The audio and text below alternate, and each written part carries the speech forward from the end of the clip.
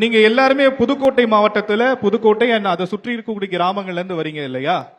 உங்களுடைய கிராமத்துல உங்களுடைய பகுதியில நீங்க சந்திக்கக்கூடிய அடிப்படை பிரச்சனைகளை நீண்ட காலமா தீர்க்கப்படாத பிரச்சனைகள் அப்படின்னு இருக்கும் இல்லையா? என்னோட கிராமத்துல தொடர்ந்து மின்வெட்டு பிரச்சனை ஏற்பட்டுக்கிட்டே இருக்கும், ரோடு வசதி இல்ல, தண்ணி பிரச்சனை இருக்கு, இந்த மாதிரி அடிப்படை பிரச்சனைகள் நீண்ட காலமா தீர்க்கப்படாம இருக்கும் இல்லையா? அதை பத்தி உங்களுடைய சட்டமன்ற உறுப்பினரை கொண்டு போயிருக்கிறீங்களா? மாவட்ட நிர்வாகத்துக்கு தெரியப்படுத்திருக்கிறீங்களா? அந்த மாதிரி விஷயங்கள் யார என்ன சந்திக்கிறீங்க? தம்பி வாங்க. நீங்க புதுக்கோட்டையில எந்த பகுதியில வரீங்க? சிவகங்கை மாவட்டம். சிவகங்கை. Fine, okay. சிவகங்கை மாவட்டத்தில் நான் விஷயம் பேசியாச்சு.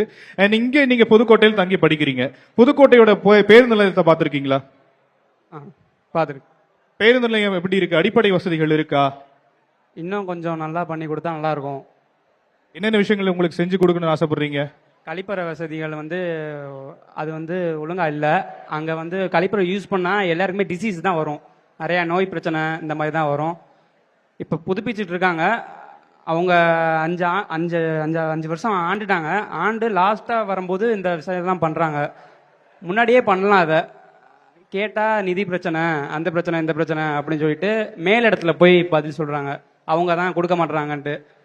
இவங்க முன்னாடியே கேட்டு பண்ணலாம். இவங்க இதை தவிர மற்ற எல்லாத்துக்கும் முன்னுரிமை கொடுத்து பண்ணுறாங்க. அவங்க பண்ணலாம். முன்னாடியே ஒரு அஞ்சு ஆண்டு ஆள்றாங்கன்னா வந்தோடனே பண்ணலாம். இவங்க வந்தோடனே பண்ணாமல் முடிய போகிற ஒரு 6 மாசத்துல இந்த மாதிரி பிரச்சனையெல்லாம் தீர்க்குறாங்க. சரி, புதுக்கோட்டையோட பஸ் ஸ்டாண்டுக்கு அவுட் ஆஃப் 10 நீங்க எவ்வளவு மார்க் கொடுப்பீங்க? 4. என் பேர் உமா. நான் இங்கேருந்து ஃபைனல் இயர் படிக்கிறேன். இப்போ பஸ் ஸ்டாண்டில் இந்த கழிப்பறை வசதி ஒன்றுமே சரியில்லை. எல்லாரும் காசு கொடுத்து தான் போறாங்க, சும்மாலாம் போல. ஏதோ முன்னெல்லாம் 5 ரூபா 10 ரூபா கொடுத்தது இப்ப 20 ரூபா கொடுத்து போனாலும் இங்க ஒரு நீட்டாவே இல்லை. இதனால நிறைய பேருக்கு இன்ஃபெக்ஷன் ஆகிட்டு இருக்கு. இதை கொஞ்சம் சரி பண்ண நல்லா இருக்கும். ஒரு நல்ல தலைவன்கிறவங்க எப்படி இருக்கணும் அப்படின்னா, தனக்கு என்ன வேணுங்கிறது மட்டும் பார்க்காம நம்ம மக்களோட்ல இருந்து அவங்களுக்கு என்ன பிரச்சனைன்னு அதை பார்த்து அவங்களுக்கு இது பண்ணா இது நல்லா இருக்கும் அப்படின்னு நினைச்சு ஏதாவது ஒரு செயல்பாடை கொண்டு வந்தாதான் அது ஒரு நல்ல தலைவனுக்கு ஒரு அழகு தான். அடுத்து எங்க ஊர் சைட்ல என்னன்னா இருக்காங்க, எல்லாரும் தலைவர்கள்லாம் இருக்காங்க.